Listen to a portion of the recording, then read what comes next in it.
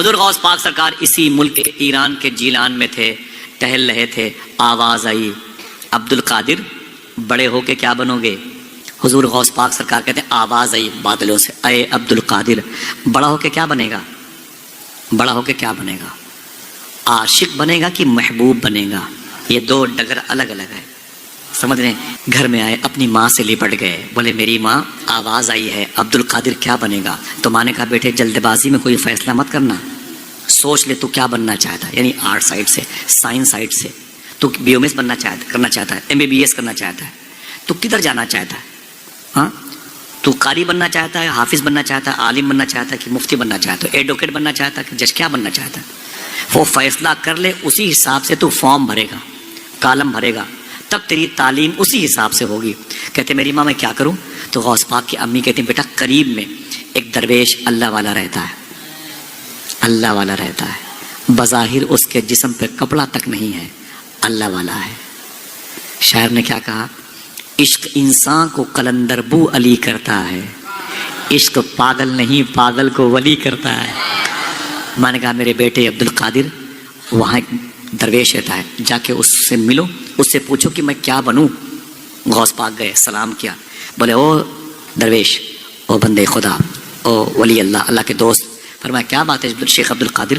غوث پاک فرماتے میں عاشق بنوں کہ محبوب بنوں؟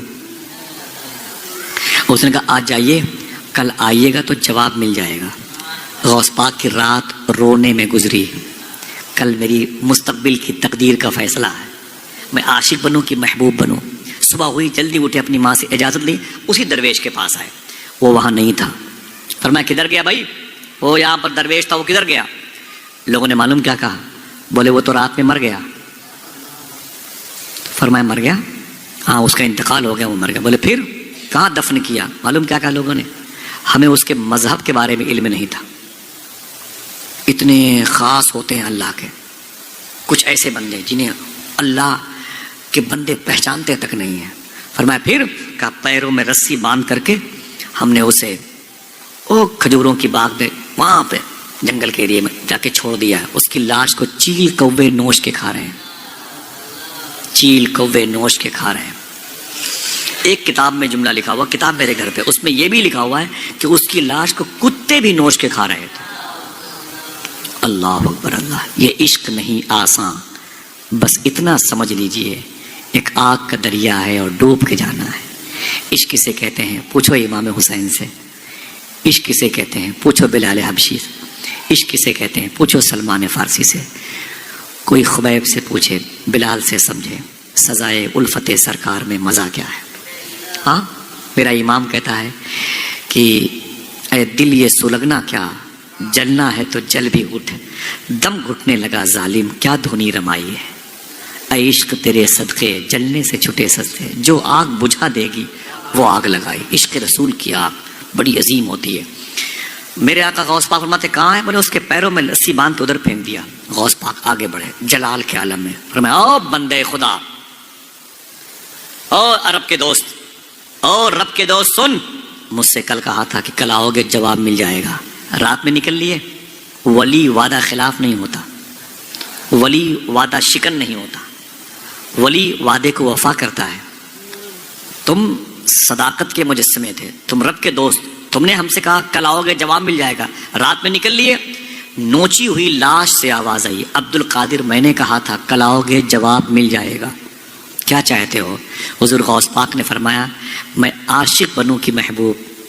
نوچی ہوئی لاش سے آواز آئی، اے عبد القادر اگر محبوب بننا چاہتے ہو تو محبوب کی آؤ بھگت بہت ہوتی ہے، اس کی تعظیم بہت، اس کی خاطر مدارت بہت ہوتی ہے، اس کے ناز بڑے اٹھائے جاتے ہیں، ناز برداری ہوتی ہے، اس کے ناز نخرے بڑے اٹھائے جاتے ہیں، پورا گھرانہ اسی کے پیچھے ٹہلتا ہے۔ اگر محبوب بننا چاہتے ہو تو پوری دنیا تم سے محبت کرے گی، اور اگر عاشق بننا چاہتے ہو دیکھ لو تمہارے سامنے عاشق کی لاش پڑی ہوئی ہے۔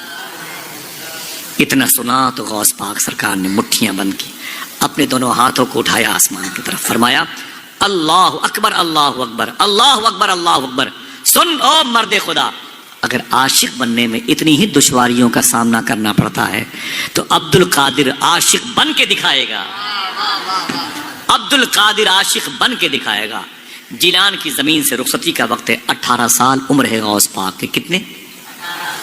اپنی ماں کے گھر کے آنگن کے 60 سال کی عمر میں پیدا ہونے والے سب سے مبارک بہار کا نام عبد القادر، 18 سال کی عمر ہے غوث پاک کی۔ اپنی ماں کے پاس آئے، بولے امی، کہا کیا بات ہے؟ کہا میری ماں، کہا کیا بات ہے؟ کہا میں بغداد شریف جانا چاہتا ہوں۔ کہا کیوں؟ کہا کہ میں وہاں ایک مدرسے میں تعلیم حاصل کرنا چاہتا ہوں۔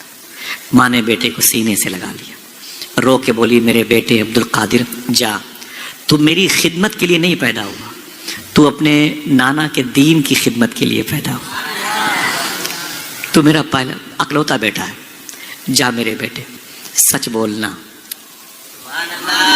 غوث پاک کی امی نے کہا تھا سچ بولنا، جا میرے بیٹے جا۔